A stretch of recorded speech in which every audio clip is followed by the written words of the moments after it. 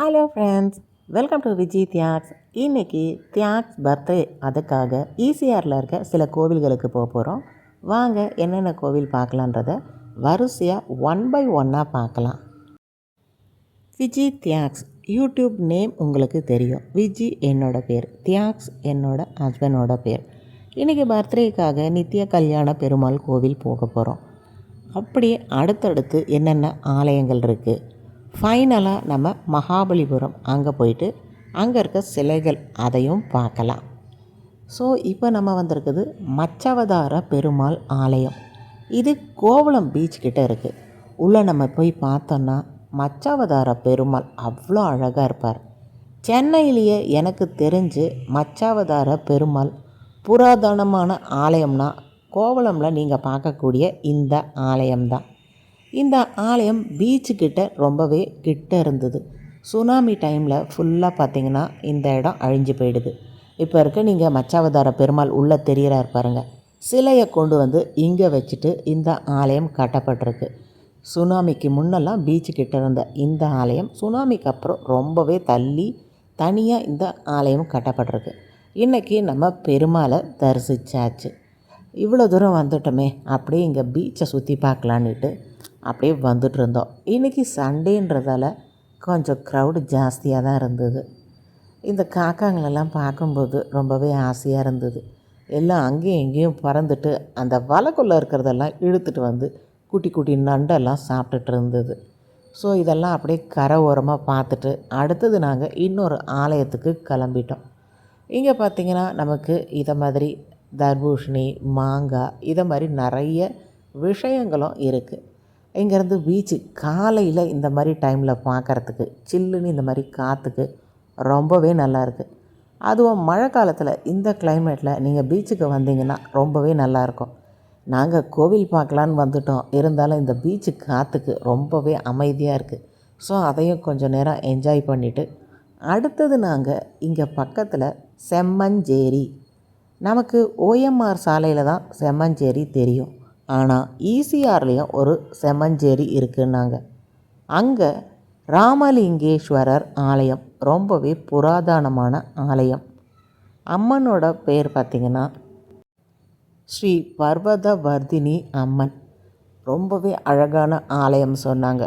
ஆனால் இப்போ பார்த்திங்கன்னா அந்தளவுக்கு சரியான ஒரு பராமரிப்பு இல்லைன்னாங்க. சரி, புராதனமான ஆலயம் சொல்கிறாங்களே, அதையும் போய் பார்க்கலான்னு சொல்லிவிட்டு நாங்கள் அப்படியே கிளம்பிட்டோம். இந்த போட்டெல்லாம் உள்ளே போயிட்டு வந்துகிட்டே இருக்குது. இங்கே மக்கள் பார்த்திங்கன்னா ஃப்ரெஷ்ஷாக சண்டேக்கு மீன் வாங்கக்கூடியவங்க வந்து இங்கே வாங்கிட்டு இருந்தாங்க. விலையெல்லாம் பார்த்திங்கன்னா ரொம்பவே கம்மியாக இருக்கும் அப்படின்னு இங்கே இருக்கவங்க சொன்னாங்க. அதனால நிறைய மக்கள் இங்கே வந்து மீன் வாங்கிட்டு இருந்தாங்க. ஸோ நம்ம வந்த வேலையை பார்க்கலான்னு சொல்லிவிட்டு இதுக்கு அடுத்த ஸ்டாப்பிங் தான் நம்ம போகக்கூடிய செம்மஞ்சேரி. வாங்க நம்ம செம்மஞ்சேரியை நோக்கி போகலாம். அந்த இடத்துல இருக்க ராமலிங்கேஸ்வரர் ஆலயம் பக்கத்துலேயே ஒரு சின்ன கல்லில் ஐயனார் கோவில் இருக்குது. அந்த ஐயனார் கோவில் கூட கிடையாது, வெறும் கல் மட்டும்தான் மண்ணில் நட்டு வச்சுருக்காங்க. நிறைய மக்களுக்கு குலதெய்வம் சொல்லிவிட்டு அங்கே இருக்க மக்கள் எல்லாம் வந்து வணங்கிட்டு இருந்தாங்க. ஆனால் சரியான ஒரு ஆலயம்லாம் எதுவுமே இல்லை. அதையும் நம்ம பார்க்கலாம் அப்படின்னு சொல்லிட்டு கிளம்பிட்டோம். இப்போ தான் பார்த்திங்கன்னா நிறைய குலதெய்வ வழிபாடு அப்படின்றதால இப்போ நிறைய பேர் கண்டுபிடிச்சி அவங்களோட குலதெய்வங்களை வணங்குறாங்க. இப்போ நம்ம அந்த ஆலயத்தில் பார்த்த அந்த கோவிலில் வெறும் சுற்றி பீச் மண் மாதிரி இருக்குது. நடுவில் ஒரு ஐயனார் சிலை இருக்குது. அந்த இடத்துல பார்த்திங்கன்னா சரியான ஒரு பராமரிப்புன்றதே இல்லை. இருந்தாலும் மக்கள் நிறைய பேர் அங்கே வந்துட்டு சுவாமி கும்பிட்டுட்டு இருந்தாங்க. என்னன்னு கேட்டதுக்கு இதுதான் வந்து எங்களோட குலதெய்வம் சொன்னாங்க. இப்போ நிறைய மக்கள் அது மாதிரி குலதெய்வ ஆலயங்களுக்கு போயிட்டுருக்காங்க. சரி வாங்க, நம்ம இங்கே சுற்றி பார்த்தாச்சு. அடுத்தது நம்ம அந்த ராமலிங்கேஸ்வரர் ஆலயம், அந்த ஆலயத்தை நோக்கி போகலாம்.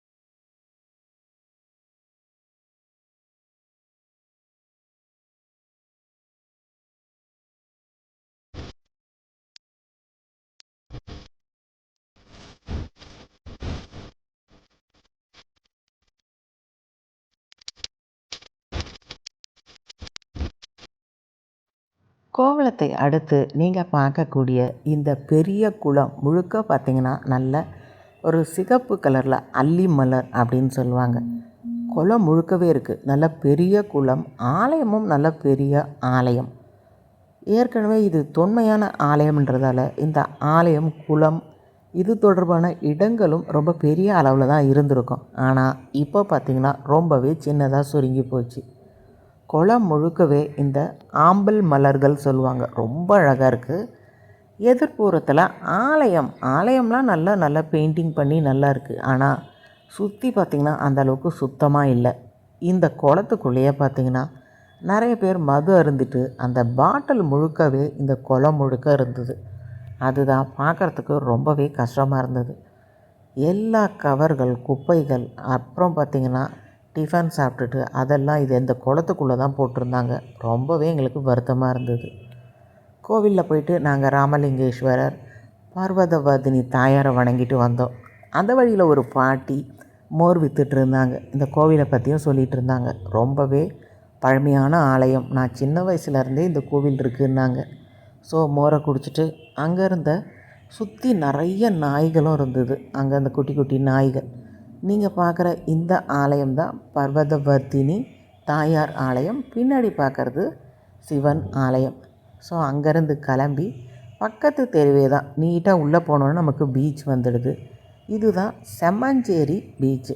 நிறைய பேருக்கு OMR செம்மஞ்சேரி தெரியும், ஆனால் இந்த ECR செம்மஞ்சேரி தெரியாது. இங்கேயும் பார்த்திங்கன்னா நிறைய வீடுகள் இருந்தது. இங்கேயும் இதே மாதிரி மீன்பிடி தொழில் இதுவும் இங்கே சிறப்பாக நடைபெறுது. நிறைய மக்கள் இந்த மீன்பிடி தொழிலை தான் மையமாக வச்சுருக்காங்க. இந்த கடற்கரை பார்க்குறதுக்கு ரொம்பவே தூய்மையாக இருந்தது. ECR செம்மஞ்சேரி அதை முடிச்சுட்டு நம்ம வந்தது தான் நித்திய கல்யாண பெருமாள் ஆலயம். திருவிடந்தையில் இருக்கக்கூடிய இந்த ஆலயம் கல்யாண தடைகள் இருக்குது, கல்யாணம் நடக்கிறது தாமதமாகுது அப்படின்னும்பொழுது இங்கே மாலை இங்கே பெருமாள் ஆலயத்தில் கொடுப்பாங்க. அதை போட்டுட்டு 9 சுற்றி வரும்போது திருமணம் நடைபெறும். ரொம்பவே புராதனமான ஆலயம். 108 வைணவ திவ்ய தேசங்களில் ஒரு தேசமாக இருக்குது. இந்த ஆலயத்துக்கு சுவாமி கும்பிட்டாச்சு. காலையிலேருந்து சுற்றிட்டு இருந்ததால் ரொம்பவே பசிக்க ஆரம்பிச்சிடுது. இந்த ஆலயத்துக்கு வந்தீங்கன்னா இங்கே ஒரு பெருமாளோட பிரசாதம், ஒரு தோசை ஒன்று கொடுப்பாங்க. ரொம்பவே நல்லாயிருக்கும், டேஸ்ட்டாக இருக்கும். அதுக்கு மேலே எண்ணெய் பருப்பு பொடி வச்சு கொடுப்பாங்க. ஸோ இப்போ டிஃபனை முடித்தாச்சு. இதை நாங்கள் சாப்பிட்டுட்டு அடுத்தது நம்ம போகக்கூடிய ஆலயம் பார்த்திங்கன்னா சயன கோலத்தில் இருக்கக்கூடிய மாமல்லை. அங்கே இருக்கக்கூடிய சலசயன பெருமாள். கோவளத்தில் நம்ம மச்சாவதார பெருமாள் பார்த்தோம். இப்போ நம்ம வராகமூர்த்தியாக இருக்கக்கூடிய பெருமாள் பார்த்தாச்சு.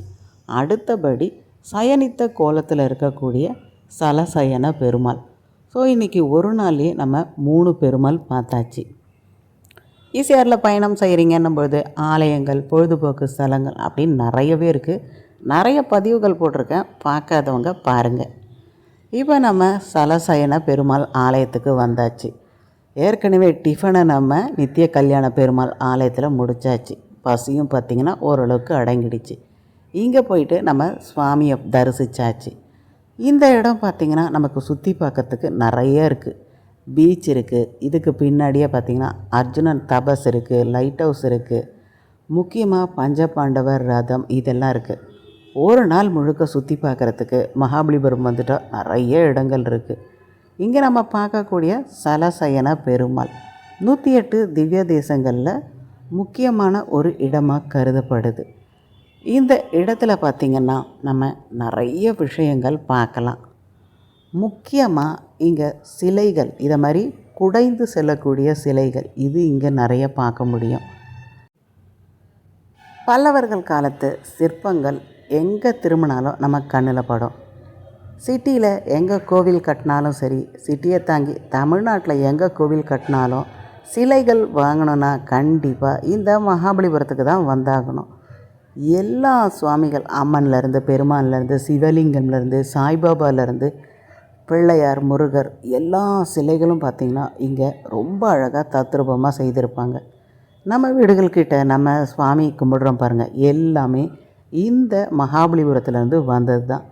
மகாபலிபுரத்தில் என்னென்ன பொழுதுபோக்கு ஸ்தலங்கள் இருக்குது அப்படின்னு உங்களுக்கு தனியாக ஒரு பதிவு போட்டிருக்கேன். பார்க்காதவங்க பாருங்கள்.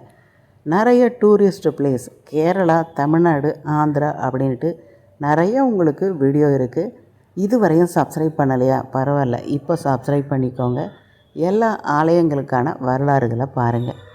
இன்றைக்கி முழுக்க இங்கே நல்லா எல்லாத்தையும் சுற்றி பார்த்துட்டு ஒரு லஞ்சை முடிச்சுட்டு கிளம்புனோன்னா நல்ல ஒரு திருப்தியாகவே இருக்கும். 3 பெருமாளை பார்த்தோம், இந்த இடத்தையும் சுற்றி பார்த்தோன்னிட்டு. கண்டிப்பாக வாழ்நாளில் நீங்கள் முக்கியமாக பார்க்க வேண்டிய இடம்னா எனக்கு ரொம்ப பிடிச்ச இடம் இந்த மகாபலிபுரம். நிறைய சிற்பங்கள் நம்ம உட்காந்து ரசிக்கிறதுக்கு அவ்வளோ அழகழகாக இருக்குது. ஸோ உங்களுக்கு சிலைகள் பிடிக்கும், பொழுதுபோக்கு ஸ்தலங்கள் பிடிக்கும், கோவிலுக்கு போகணும் அப்படின்னா இந்த 3மே சேர்ந்த இடம்தான் இந்த மகாபலிபுரம். நீங்கள் பார்க்கக்கூடிய இந்த சலசைன பெருமாள் ஆலயம் தனியாக ஒரு பதிவு போட்டிருக்கேன். அந்த ஆலயத்தோட வரலாறு அதையும் பாருங்கள். டூரிசம் ஸ்டூடெண்ட்டாக உங்களுக்கு நான் சொல்லக்கூடியது, மாதத்துக்கு ஒரு முறை உங்கள் குழந்தைகள், கணவரோட இதை மாதிரி பொது இடங்களுக்கு போகும்பொழுது நமக்கு பார்த்திங்கன்னா நிறைய மன அழுத்தங்கள் குறையும், குடும்பத்தில் ஒற்றுமை நிலவும். இதுக்காக தான் இந்த டூரிசம் அப்படின்றது எல்லாருமே பின்பற்றுறாங்க. இதில் பல வகை இருக்குது. கோவில் சார்ந்து இருக்குது, இப்போ ரிசார்ட் அது மாதிரி போகிறது, மலைவாச ஸ்தலங்கள் போகிறது, இதை மாதிரி பல வகைகள் இருக்குது. உங்களுக்கு உங்கள் ஃபேமிலிக்கு எதை மாதிரி ஒரு டூர் செட் ஆகுதோ அதை கண்டிப்பாக ஃபாலோ பண்ணுங்கள். லஞ்ச் டைம் ஆகிடுது, எனக்கு பசிக்க துவங்கிடுது. இப்போ சாப்பிட்டுட்டு தான் அடுத்தது மீதி உள்ள இடங்கள் நம்ம பார்க்க போகிறோம். கண்டிப்பாக இந்த வீடியோ பிடிச்சிருந்ததுன்னா மறக்காமல் விஜி தியாக்ஸ் சேனலை லைக் பண்ணுங்கள், ஷேர் பண்ணுங்கள், சப்ஸ்கிரைப் பண்ணுங்கள். இன்றைக்கு ஒரே நாளில் நம்ம 3 பெருமாள், மச்சாவதார பெருமாள், வராகமூர்த்தி, சயனித்த கோலம், ஸோ இதை மாதிரி நிறைய ஆலயங்கள் பதிவிட்டிருக்கேன். இதுவரையும் பார்க்காதவங்க பாருங்கள். லஞ்சு பார்த்திங்கன்னா ரொம்பவே சூப்பராக இருந்தது. நீங்களும் வந்தீங்கன்னா இதை மாதிரி என்ஜாய் பண்ண மறக்காதீங்க. அடுத்த ஒரு பதிவில் சந்திப்போம்.